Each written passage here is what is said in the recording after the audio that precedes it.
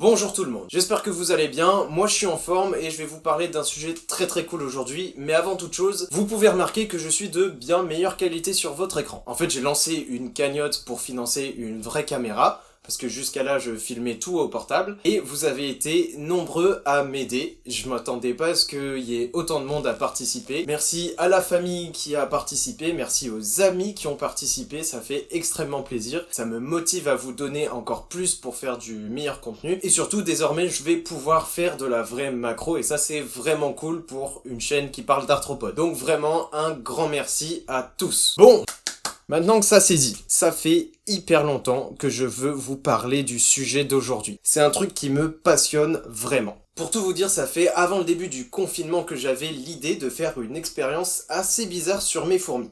Et cette expérience, je l'ai faite. Et les résultats obtenus m'ont vraiment fait plaisir en fait. Ça m'a carrément fait plaisir. Et je voulais le partager avec vous. Vous l'avez certainement lu dans le titre, mais cette expérience, ça concerne des fourmis parasites. Voilà, est-ce que tout le monde est ok avec ça? Des fourmis parasites. Alors avant de parler de l'expérience, je pense qu'il est important de faire un petit point sur l'écologie et puis peut-être aussi sur l'évolution de la fourmi dont je vais vous parler. Parce qu'il y a des choses à dire en vrai. Aujourd'hui, on va se concentrer sur un complexe de fourmis très cool. J'ai nommé les Formica sensus stricto. Elles sont plus communément appelées les fourmis des bois, et notre cliente aujourd'hui, c'est pas n'importe qui. Au sein de ce complexe d'espèces, la plus connue, c'est la fameuse Formica rufa. Vous la connaissez tous, je pense, de près ou de loin si vous êtes en France. C'est la fourmi qui fait des dômes énormes avec des épines de pin et que vous rencontrez souvent en montagne pendant les randonnées. Là où elles ont un rôle très important dans leur écosystème. D'ailleurs, ces espèces sont considérées comme quasi menacées selon l'IUCN et elles sont protégées depuis 1966 en Suisse,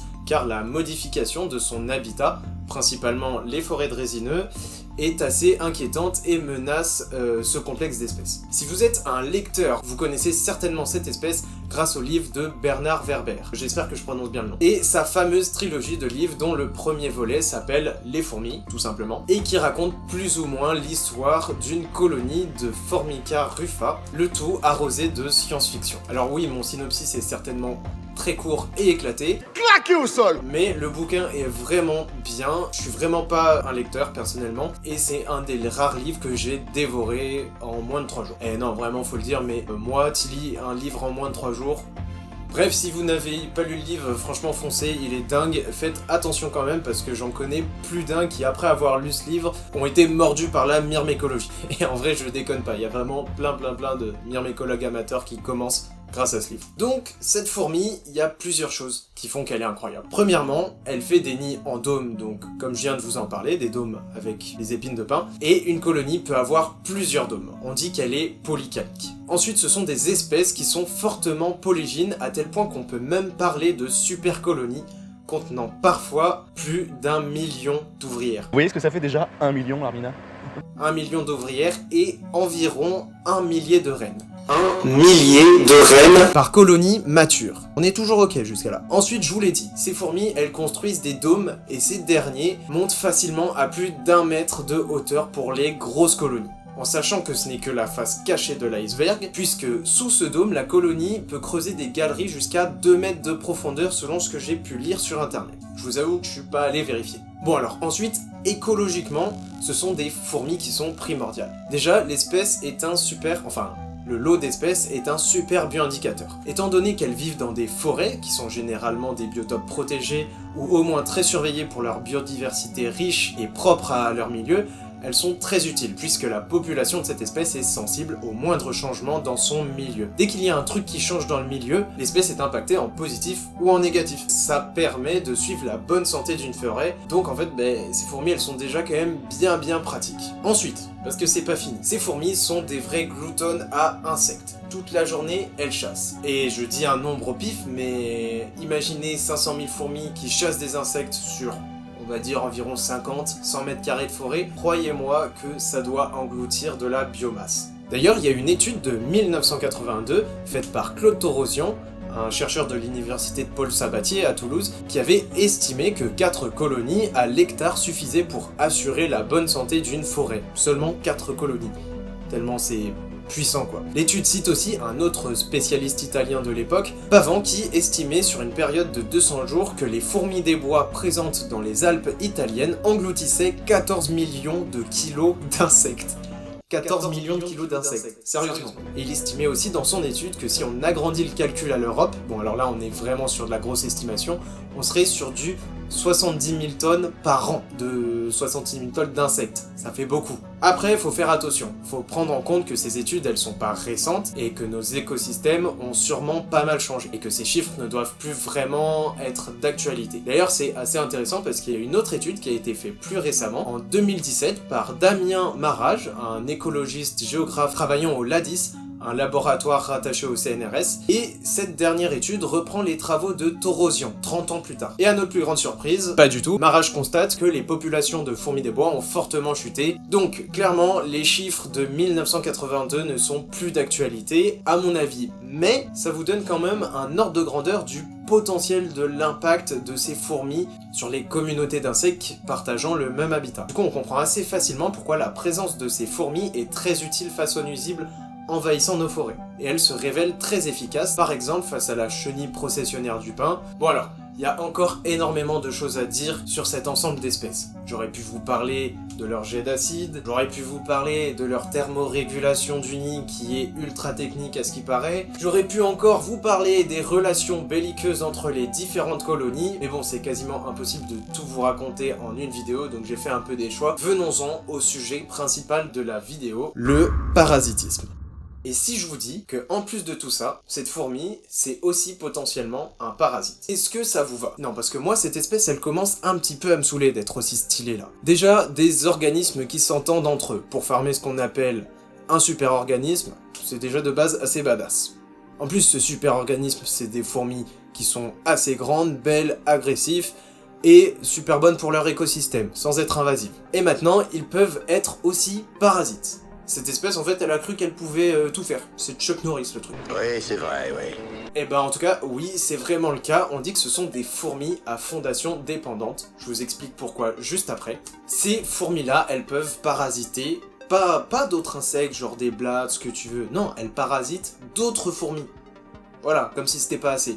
Comment une fourmi peut parasiter une autre fourmi? Vous le savez peut-être parce que j'en ai déjà parlé. Mais si on prend une jeune reine, classique, à fondation indépendante, par opposition, vous me suivez, cette dernière va creuser un trou après sa reproduction ou trouver une cachette déjà existante pour faire sa première ponte et va élever sa première génération d'ouvrières toute seule, comme une grande en tenant sur ses réserves. Donc pour ce faire, cela nécessite que la reine soit assez résistante, qu'elle parte de la colonie avec beaucoup de réserves pour lui permettre de tenir jusqu'à l'arrivée des ouvrières. Jusqu'à là, c'est logique, c'est ce qu'on a vu ensemble sur les dernières vidéos. Genre sur celle-ci notamment, vous pouvez cliquer si jamais. Et puis un jour, parce que l'évolution, il y a des reines qui sont apparues et qui se sont dit en vrai, trop la flemme de fonder une colonie toute seule, creuser, pondre, tenir sur mes réserves. Moi, c'est pas mon truc, j'ai la dalle, moi. Du coup, la reine, qu'est-ce qu'elle a fait? Elle est rentrée dans la colonie d'une autre espèce déjà existante, elle lui a pété sa gueule tranquillement, et puis elle s'est autoproclamée nouvelle reine. Voilà. L'évolution a fait apparaître des reines à fondation dépendante qui font ce qu'on appelle du parasitisme social. Des reines qui, au lieu de pondre et tenir sur leurs réserves, sont bien armées pour se battre contre une autre reine, ont beaucoup moins de réserves qu'une reine classique et sont beaucoup plus costauds pour résister aux attaques et ne peuvent pas fonder de colonies sans l'aide d'autres ouvrières. D'où le fait qu'on les appelle gînes à fondation dépendante. Voilà, ça reste logique, vous suivez. Mais ce n'est pas tout. Non, ça serait trop facile. Ce parasitisme social est temporaire et facultatif.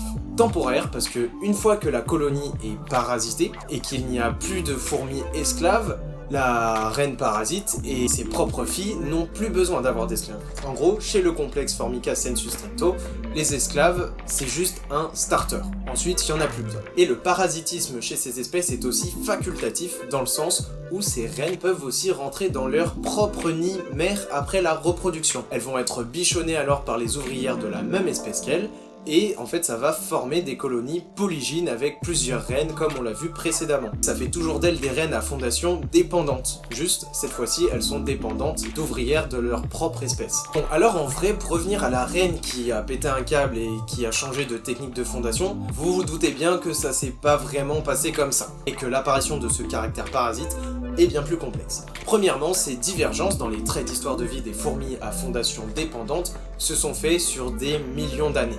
Ça s'est pas fait du jour au lendemain, c'est pas une espèce comme ça qui s'est dit allez hop, je change de technique. Non.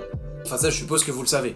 Enfin je pense. Ce sont les différents moteurs de l'évolution, aka les variations génétiques ponctuelles, et donc la dérive génétique, et enfin la sélection naturelle, qu'on doit à notre bon vieux Charles Darwin, enfin c'est pas lui qui l'a inventé, hein, vous avez compris, qui ont fait évoluer certaines espèces vers ces stratégies de fondation. Enfin, généralement, les fourmis à fondation dépendante parasitent une espèce ou un complexe d'espèces avec laquelle elles ont coévolué. La coévolution, c'est quand deux espèces ont une interaction assez forte entre elles, et que ces interactions vont être à l'origine de l'évolution des deux espèces. Prenons notre exemple de fourmis parasites. On est en gros sur un système hôte, parasite, simple, jusqu'à là on est d'accord. Le parasite dépend assez fortement de l'hôte. Et forcément, il a besoin de vivre avec l'hôte quoi. Bon alors, pas vraiment pour cette fourmi vu qu'elle a une deuxième manière de fonder, mais on va simplifier. Si, chez la population du parasite, au cours du temps, on a un génome qui donne un meilleur succès reproductif. Ça, c'est de la variation génétique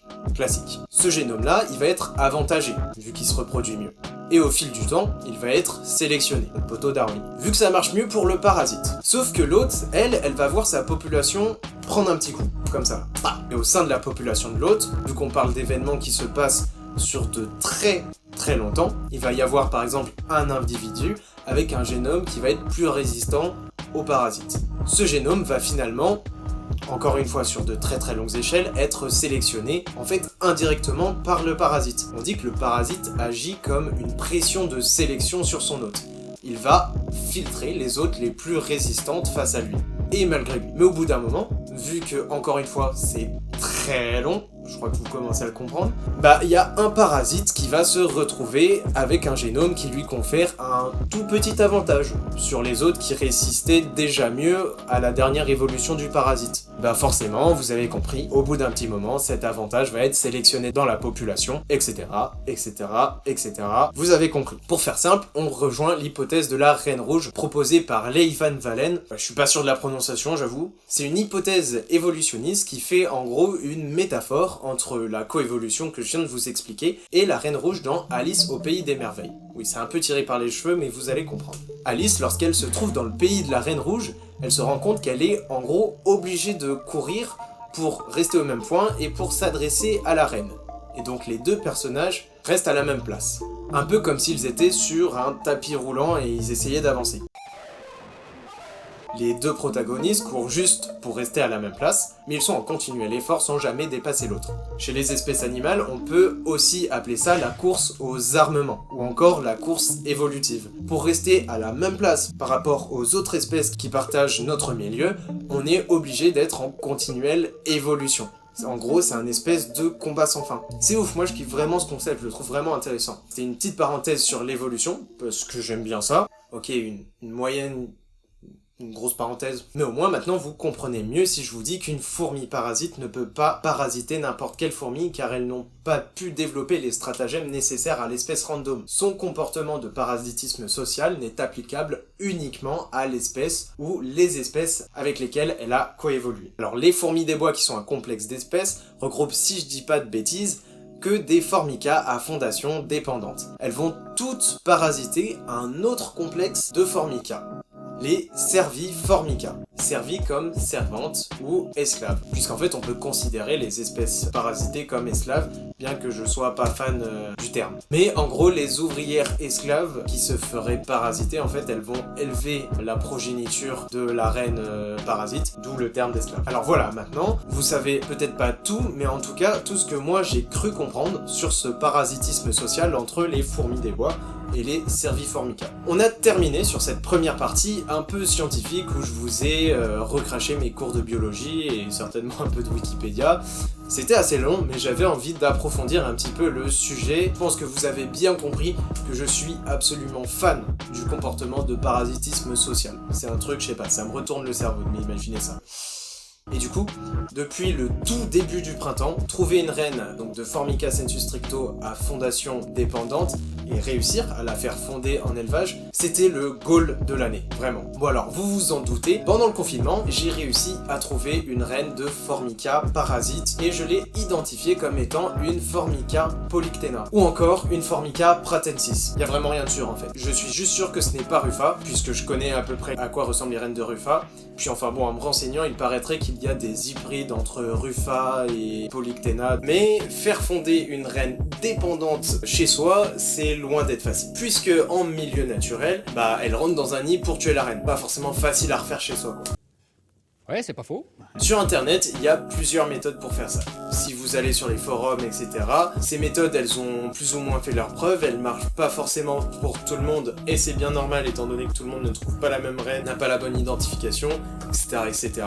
Mais personnellement, ces techniques, elles me convenaient pas trop. Moi perso, je voulais tester quelque chose de plus proche de la nature, et je pense que vous voyez où je veux en venir.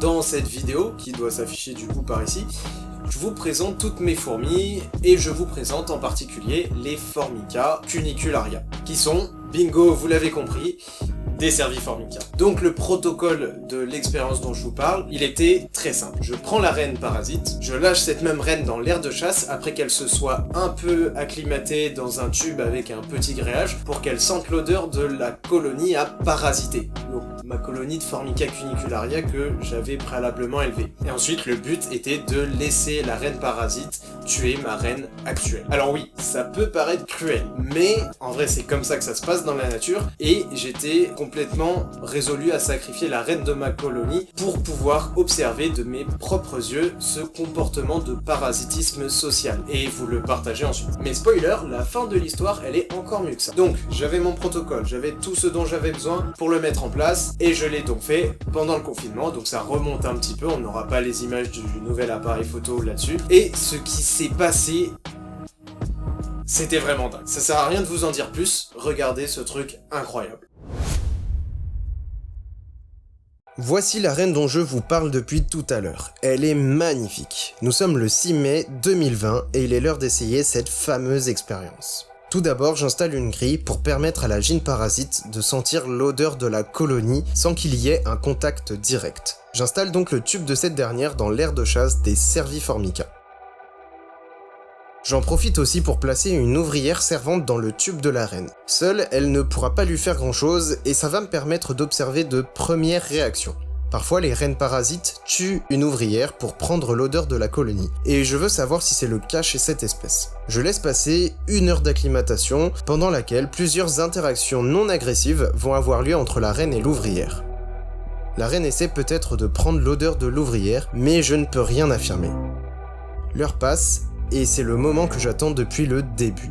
J'ouvre la grille et je n'ai plus qu'à regarder. Très vite, une ouvrière semble sentir quelque chose. La reine aussi agit bizarrement. Elle se toilette de plus en plus. Il ne s'est passé que 2 minutes depuis l'ouverture de la grille. Et franchement, j'étais pas prêt pour ce qui va se passer. La reine passe à l'attaque en moins de 2 minutes. Elle vient se placer directement sur le couvain et les ouvrières se défendent vraiment pour le coup.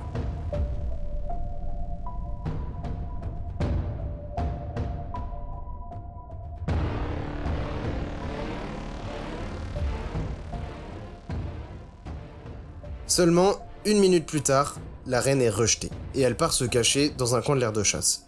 Bon, je pensais que l'expérience était foutue, mais je décide de la laisser encore un peu dans l'aire de chasse pour voir ce qui peut se passer. Et 2 heures plus tard, je reviens jeter un œil à la fameuse expérience. Et ben encore une fois, je m'attendais pas à ça. La reine réattaquait la colonie. Incroyable. Elle ne lâchait rien, mais elle se refait sortir aussitôt comme un mec bourré en boîte. Toute la soirée, la reine enchaîne les attaques. Et le même schéma se répète. Je décide de laisser l'expérience se faire.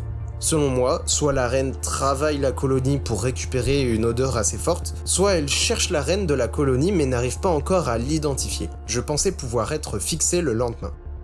Eh ben non, toujours pas. Après une nuit entière, l'expérience n'avançait pas. La reine résistait inlassablement à la solide défense des ouvrières, sans pour autant chercher à tuer l'autre reine. Aucune évolution. À ce moment-là, il me vient une idée certainement assez idiote. Dans un dernier espoir, je retire la reine de Serviformica. Si ça ne marche pas, Mes 2 reines sont potentiellement mortes, ou du moins très stressées pour rien. Et c'est à ce moment-là que toute l'expérience a basculé. En moins de 5 minutes, l'agressivité de la colonie chute fortement. Certaines ouvrières tiennent encore tête à la reine, d'autres semblent déjà en avoir plus rien à foutre, et d'autres sont dans le déni total et quittent le tube avec du couvain. Ce qui se passe est complètement dingue. Je ne pensais pas du tout que ça allait se passer comme ça. Mais pas du tout. Je suis sur le cul. Au sein de la colonie, les avis vont diverger comme ça toute la journée, et le lendemain, on y est. Tout le couvain a été replacé en tube, il n'y a plus d'agressivité, la colonie est calme, la reine est finalement acceptée. Ça y est, j'avais fait un grand pas dans mon aventure dans la myrmécologie. Ma première acceptation de gyn dépendante était réussie. Yes! Est-ce que c'est la fin de cette vidéo? Pas du tout, s'il suffisait que la gyn soit acceptée pour que ça marche. Ça serait trop facile. Maintenant, il fallait en fait prier, mais surtout donner pas mal de protéines à la colonie hybride pour que la nouvelle reine se mette à pondre. Potentiellement, la reine pouvait attendre l'année prochaine. Donc ça pouvait être très long. Les semaines passent et la colonie grandit bien. Mais il n'y a que des ouvrières servantes qui sortent des cocons, étant donné qu'il restait du couvain de l'ancienne reine lorsque j'ai fait ma manip. Je ne pouvais pas vraiment distinguer si la nouvelle reine pondait à côté de ce couvain de l'ancienne reine ou non. Et encore une fois, si je vous fais cette vidéo, c'est que oui, ça a été carrément le cas. La reine avait bien commencé sa ponte, et regardez maintenant à quoi ressemble cette colonie hybride.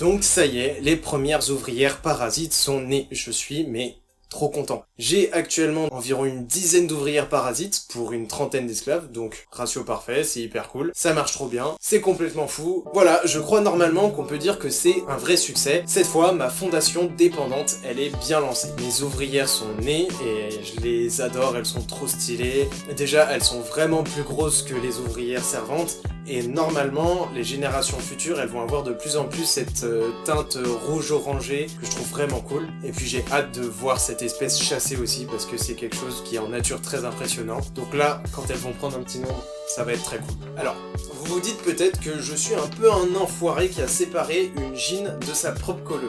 Et je suis complètement d'accord. Mais cette gyn n'a pas tout perdu, loin de là. Pendant le confinement, j'ai trouvé une autre gyn de la même espèce que, du coup, j'ai récupérée. Je vous parle de la Formica cunicularia. Cette gyn, elle était assez faible et à mon avis, elle avait dû se faire déloger par la pluie. Parce que je l'ai trouvée, du coup, plein confinement, on était en plein printemps, c'était pas du tout sa période d'essaimage. Et pourtant, elle galopait dans l'herbe. Je me suis retrouvé, avec la gyn séparée et cette nouvelle gyn que j'avais trouvée. Et du coup, je vais pas vous mentir, j'en ai profité pour faire une deuxième expérience. Puisque Formica cunicularia est réputée pour être polygyne. Du coup, je me suis dit qu'on allait vérifier.